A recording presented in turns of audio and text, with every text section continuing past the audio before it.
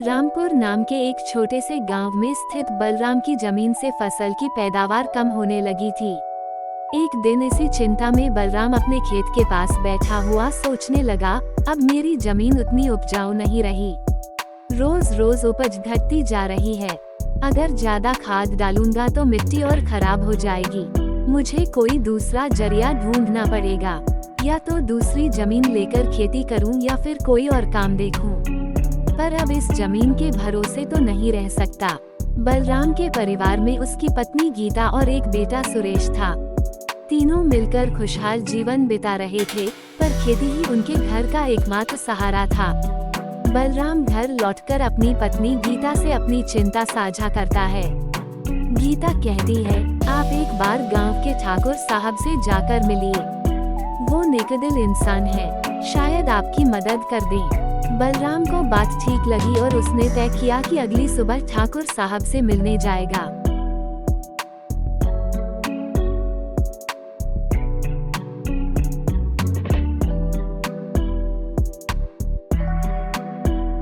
अगली सुबह बलराम ठाकुर साहब के घर पहुंचा। नमस्ते ठाकुर काका। आओ बेटा बलराम, क्या बात है?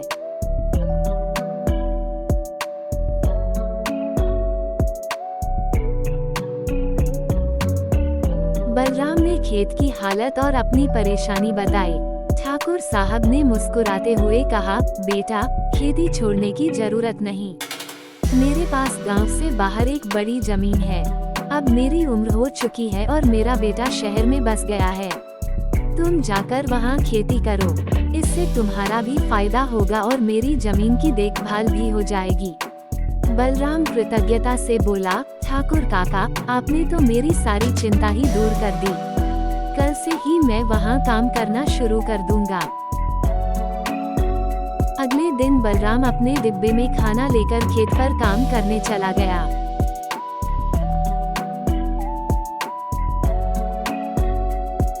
पर खेत पर काम करते समय अचानक पीछे से एक जहरीले सांप ने उसे काट लिया। कुछ ही देर में बलराम बेहोश होकर गिर पड़ा।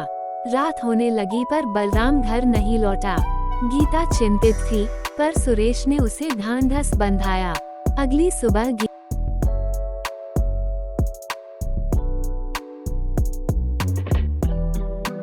गीता ठाकुर साहब के पास गई और सारी बात बताई।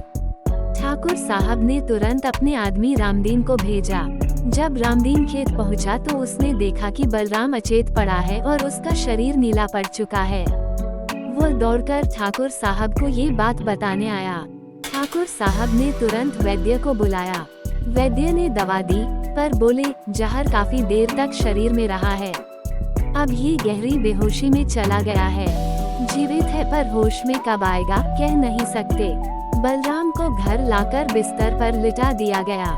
गीता रो रही थी, पर ठाकुर साहब ने उसे दिलासा दिया, बेटी, हिम्मत मत हारो। मैं हर महीने तुम्हारे घर खर्च और सुरेश की पढ़ाई के लिए पैसे भिजवाऊंगा। पर गीता ने ठान लिया, काका, आप अब तक बहुत मदद कर चुके हैं, पर अब मैं खुद खेत में काम करूंगी। मैं चाहती हूँ कि अपने हाथों से अपना घर चलाऊं। ठाकुर साहब ने सोचा, अगर गीता दूर के खेत पर जाएगी तो बलराम की देखभाल नहीं कर पाएगी, इसलिए उन्होंने उसे गांव के पास वाली जमीन पर काम करने की इजाजत दे दी।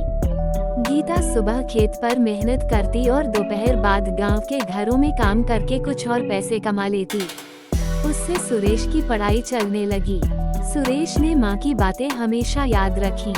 बेटा, पढ़ाई में मन लगाना। तुम्हारे पिताजी का सपना है कि तुम बड़े अफसर बनो। हाँ माँ, मैं पिताजी का सपना जरूर पूरा करूँगा। धीरे धीरे गीता की मेहनत रंग लाने लगी। गांव के लोग भी उसकी हिम्मत से प्रेरित हुए। कुछ महीनों बाद वैद्य की दवाइयों और गीता की देखभाल से बलराम की हालत सुधरने लगी। एक दिन अचानक बलराम को होश आ गया। गीता खुशी से रो पड़ी, बलराम, तुम्हें होश आ गया, भगवान ने हमारी सुन ली। बलराम बोला, गीता, मैंने तुम्हें और सुरेश को बहुत परेशान किया।